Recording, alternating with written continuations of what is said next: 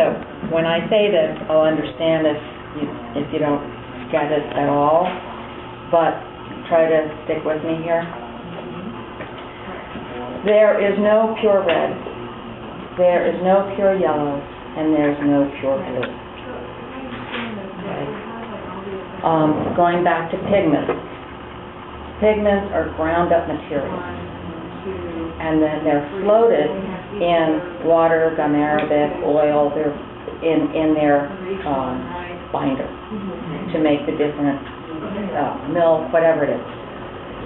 When you mix two colors together, those particles don't change. Okay? You've got yellow particles and you've got blue particles, and when you mix them together in paint, it looks green. But those particles don't dissolve and melt together and become a green particle. Are you with me with that? Yeah. So if it's sand, picture sand that you're mixing together, you still have those exact same particles in that mixture. The key is that we live in a black and white world. There is no color in this world.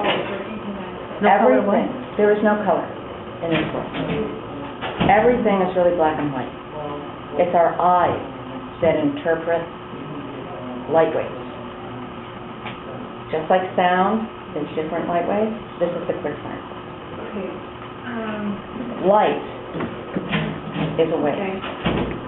The spectrum, we know, the sun.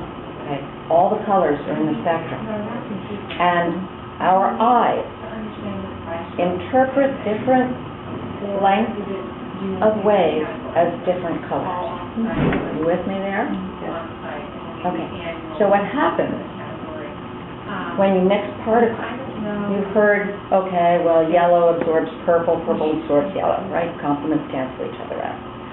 So it was that word absorbs that threw me off for so many years, because somehow that seems like they meld together. What happens is the sound waves cancel each other out. Okay? So particles are still there, but light waves. The blue particle will totally cancel out the light wave that our eye perceives as orange. So that's why if you mix two complements, red and green, purple and yellow, blue and orange, if you mix them together in equal quantity, depending on what your pigments are, these pigments cancel out these light waves, and all they do, here's blues, okay? The only light wave that this particle does not cancel out is blue. That's why you see blues. Okay? Everything else is gone. Can't be brought back again. It's gone. This is, say, orange. The only light wave that this particle allows to bounce back so that we see it from our eye is orange. Cancels everything else out. So if this particle is sending out blue, this is sending out orange, what happens? What do these two particles do to each other? Neutralize. Right. This one cancels out all the orange, this one cancels out all the blue. Okay, so, that's why we see color. But that's confusing, then why do we get green, right? If you mix yellow and blue, why do you get green? Because since there is no perfect pure red, pure blue, pure yellow, this is a cool yellow. A yellow will reflect a little tiny bit of orange, a little bit more green, and mostly yellow. A yellow that's headed towards the red side will reflect a little bit more orange, a tiny bit of green, and yellow. So we can forget about the tiny bits, okay? We're going back to the yellow. So what happens here is you mix the blue and you mix the yellow. So the purple cancels out the yellow, the blue cancels out the orange, the yellow cancels out the purple, the orange cancels out the blue, but nothing cancels out the green. And that would be offsetting. So you end up with green, because both yellow and blue reflect a bit of green. Does that make sense? So there's nothing canceling the green. So it's not like the two particles mingle together and become some new particle that bounces the green back. It's that the blue particles bounces back the green, and the yellow particles bounces back the green. And when the two are next to each other, they cancel out everything else that the other one is bouncing back, reflecting. So when you mix two complementary colors, what do you get? Well, you'll get a neutral. You'll get a neutral. You'll get a neutral. I mean, you might want to do that sometimes. Oh, absolutely. Right? It's not bad. Oh, no. Nothing is bad. Nothing is bad at all. The point is to know what you're doing. Yeah. Do those two complementary colors create a neutral that is either, depending on which blue and which, was it blue and orange? It will veer towards whatever is more dominant in that particular blue and that particular orange. Exactly. Okay. And that's why these are the way they are. So, going back to this, okay, if you want a purple, a clear purple, beautiful purple, you want to use a red that's as close to a purple and a blue that's close to a purple. Now, if you want it to be toned down a little bit, and you want it to go, let's say, a little more towards the green than the brown, if you want it to be a little grayer than browner. Let's see if we can answer this. Okay. Let's see if we can answer this, and we can wrap our heads around it. Just ask that question again. Okay. If you're mixing a purple, and you want it to be a little neutralized because it's in shade, I'll go back to landscape kind of things. Let's say that there's not as much light hitting it, so you're not getting as much intensity, and there are other things reflecting back and forth. So you want it to be a purple, kind of a gray purple rather than a brown purple. Okay?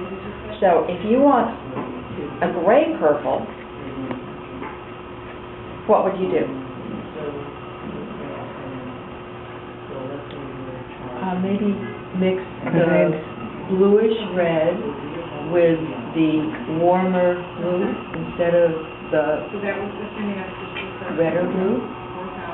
The cooler blue.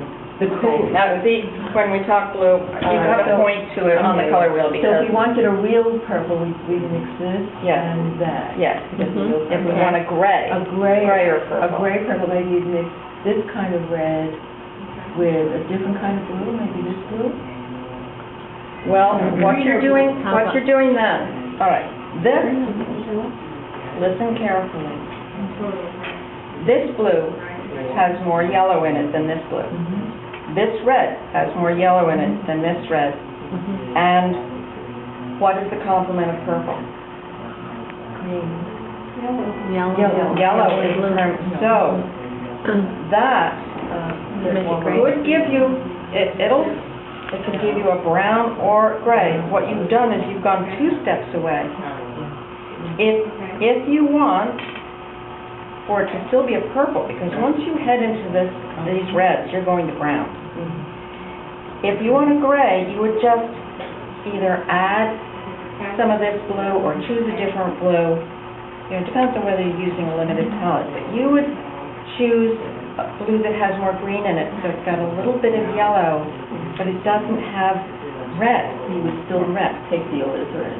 Yes, you could still, that's where the practice here comes into play, and you start to understand that you can tweak things to what you want, and you're not just taking a chance with, oh, that's the complement, yellow. Well, yes, but which yellow are you going to use? You don't have to use a yellow to neutralize it. Why? Because there's yellow in all of these. There's yellow in all of these. The reason that near complements together make lovelier colors is because it's not directly opposite. It doesn't kill it. It doesn't make it a dead gray, a dead brown. if you use purple and these two as a complement and mix them, they're going to be beautiful neutral. If you mix a direct complement, you're going to end up with some pretty muddy looking colors. So the bows, they would use complementary colors, but not mixed, they would be together. They would That was my question. If we like blue and apply orange. Yes, and that's a whole different thing about we're talking about mixing them right now. one major- But if you put it next to it, yes, that's fine, but you're not neutralizing it then. And the bows will use full intensity colors. We're talking about mixing and how people get mud all the time. Or they get a gray, or they don't get beautiful purples, and they keep mixing and mixing and mixing. But it could be that your pigments are just not going to give you that purple because the red you're using has too much yellow in it. Now, any reds going this way have so much yellow in them that they're going to neutralize your purple and make it brown. Then Chris, why when you select your own 3 colors, do you only pick one of the reds, one of the greens, and one of the yellows, one of the blues and one of the yellows? Once you make that particular choice, you're already going either more warm or cool. I'm usually, for me, I decide if I'm limiting myself to 3 colors. I mean, I don't just for this exercise. Okay. And quite honestly, when I do a lot of painting in my car, wherever I go, I have these little tiny kits of paint. So I'm able to just take 3 colors wherever I go. I know what they're going to do. And I have all kinds of Loudroyd pins with different pigments in it for where I'm going to be. But when I paint in the studio, I use 6 colors. I use warm and yellow. Okay. And what I do, instead of saying, what can I add to make this, I look at the color I've mixed. And if it's too red, instead, this way, if my purple is too red, instead of, it depends on if I want it to be intense or neutralized, instead of saying what I add to it, I ask myself, what do I want it to be less of? If I want it to be less of red, I might add some green, just a pinch. Rather than keep adding this color to make this, I might just take a dab of this. And this is why I don't throw away a lot of paint anymore. Because I can just add a tiny bit and bring this exactly to where I want it. So is this an additive process or a subtractive process? Well, and it's kind of semantics, it's a subtractive process. Paint is a subtractive process. Light is an additive process. And I should stop at the science lesson because I could tell you so much more, but you are adding paint. You are adding paint to change, to subtract, to cancel out. Think about it. Okay. Yes, it is semantics. What you're doing every time you add pigments together, you are canceling out light. Every time. Anytime you mix any 2 pigments together, even if it's cadmium yellow lemon and cadmium yellow medium, both yellows, and they're still going to be bright and intense and beautiful. If you had a light meter and you measured the amount of light bouncing back from that, it would be more than bounces back from the cadmium yellow medium, but it would be less than what bounces back from the cadmium yellow light, because you canceled some out. Yes. Did I understand, backing up, I thought I heard you say that if you ever put the 2 exact opposites of the wheel, you will get mud. Did I understand that correctly? Yep. Okay, that's always, no matter what the wheel is, how big the wheel is, and how many different colors. Exactly, it'll be mud, equals mud. Okay, good. It might be lovely mud, but It's mud. It's also the proportion of each color. yeah, it is. I mean, you can certainly add a little bit of what's directly opposite, and you might get some great colors that work in your painting. And there's nothing that's perfect for everything. But ultimately, if you mix the 2 together and you get the right proportions, will just kill everything. That's why when you mix right proportions of yellow, red, and blue together, you get black. It's the absence of light. You cancel everything out. Everything. And you can't get it back unless you add more light. When you used everything? No, it's a better. Sure about something. You're talking about the optical quality in the lenses of the eyes to see this light. Yeah. That's what you're subtracting.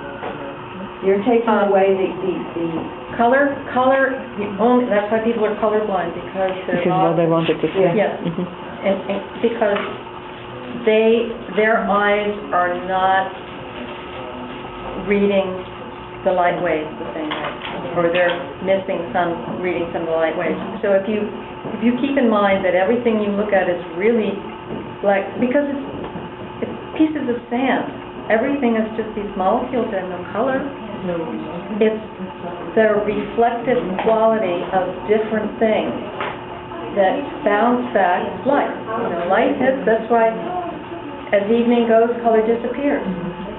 When the sun rises, color appears again, because it's all the particles in the world are breaking apart the light waves. And it's our eyes that interpret them like music. They interpret this wavelength as being a certain color.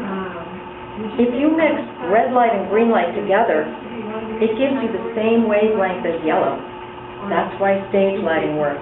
They use red and green light, and you see yellow, because it is the exact same wavelength. The eye doesn't know the difference. It doesn't know it's a green light and a red light. It just knows that the wavelength that's coming and hitting it is this length, and it says that length is yellow. So, that's why there's a difference between pigments and light. But if you keep in mind that you're not changing the pigments at all, and you have to think, or for me this is helpful, this is how it made sense to me. A lot of my painting friends they're not as attentive as you people. They don't want to feel about the color at all. physics. Whatever it is, but I just know that I never understood it before. I couldn't memorize all of those formulas or what's the perfect thing for this, and it never worked for me. Understanding why things go neutral, why they don't go neutral, that for me works. So, all I can say is, even if you don't understand what I just said, if you keep your water clean and you play this game, your eyes will learn it. And you don't have to memorize things. And the only thing I would say is, if you're ever in question, go back to the basic color wheel. And you can bring it with you, and you can see now from this why you would want to make your own little color wheels. Because the one I handed out, this, is only for your reference. These are not the colors you're going to be mixing. This is just one set of colors used from 3 tubes of paint. But you will want to make your own color wheels. They don't have to be neat, for your own reference. Because look at the difference. Look at all of these. All of them are perfectly valid. And in looking at these, okay, if you were going to Greece, which one of these would you use? And you were only allowed 3 tubes of paint. You were going on a hike. You didn't want to carry a whole lot of things. Greece? Say Greece. Good point. That one? Yeah, me too. Okay. What about going to Mexico? Red and yellow. That one. What about London? Cool. That one. Because it's foggy, you mean? Is that why? Well, Because of the sun? There's no right answer to this. It's just how you perceive them. But London is Yeah. always like overcast and like doesn't. So you would bring brighter paints because it's like overcast, or what do you mean? See, for me, when I think of, say, Mexico, they're such bright sun, I would think of this, and I know you said Greece for that, but I would think that more of London because they're grays and muted colors. But there's not a right, it depends on how you think about it and the mood you want to convey. I know that I went to France a couple years ago, and my first sight coming out on the train was the rapeseed fields that they knocked me over. They were this color. They were fluorescent. And I thought, oh my God, it's a good thing I brought cadmium yellow. There's no way. These were not, this was like Portugal in March. These were the rapeseed fields. So if I didn't have that, it certainly wouldn't be Peron. And yours? Pardon me? And yours, where they were going? This is yours. No, that's one. Ah, yes. This is the one that I made. This is pretty, overall I can get just about what I want. But Choose which one is yours. Yeah. That's more Uruguay, I think. Uruguay? Never been there. But I think this is Rome because of the okra and The building. yeah, I think it the just old happened temple because of system. the three colors I picked. Well, it did. It did. And that's, part of my exploration in color was because I wanted to travel and paint more and travel light. And it was the experience in France coming out and being grateful that I grabbed the cadmium lemon, and I thought, and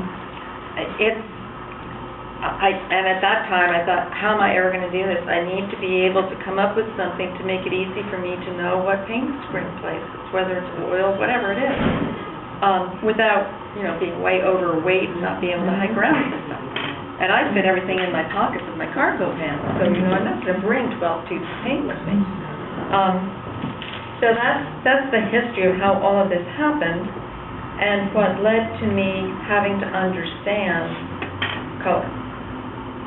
Unless there's another question, it's a good time for a break, walking around.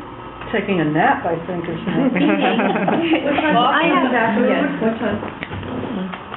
What time is that? Well, is half an hour long enough for me? That's fine. I have a question. You wanted yellow on the top and blue and red, and where was there supposed to be three? And I have. Exactly where you have it. I leave 3 for the purples. Because orange... Oh, here's the 3. 1, 2, 3. Okay. Oh, sorry. So this And should then I probably be use over here. This, see the inside one? Yes. As my third space for my orange, and I use... Over here, Jim. Over here. I use this one for my third space. So I go into the middle for the third here. Okay. It's just the way... Do you need just use have to colors clean these here, out, so you, okay. like, will I use these again as I continue? Yeah. And I'll So use much to think additional ones. Yes. But it's just important to keep the 3 primary pure. And then, Charlotte, I wish I could mark your primary. there's nothing in these except red and yellow. So sorry. There's nothing in here between yellow and blue. Sticky notes. And there's nothing in here but red and blue. So there shouldn't be anything between? There should not be any red in either of these. No, there isn't. There should be, this has gotta go. Yeah, because that's gotta go. It's gotta go over here. I have stuff at And then there shouldn't be I have a anything in this favor to area ask of except everybody. yellow and red. So it goes the While way you're the yellow having is. lunch, Okay. can you walk around and look at the artwork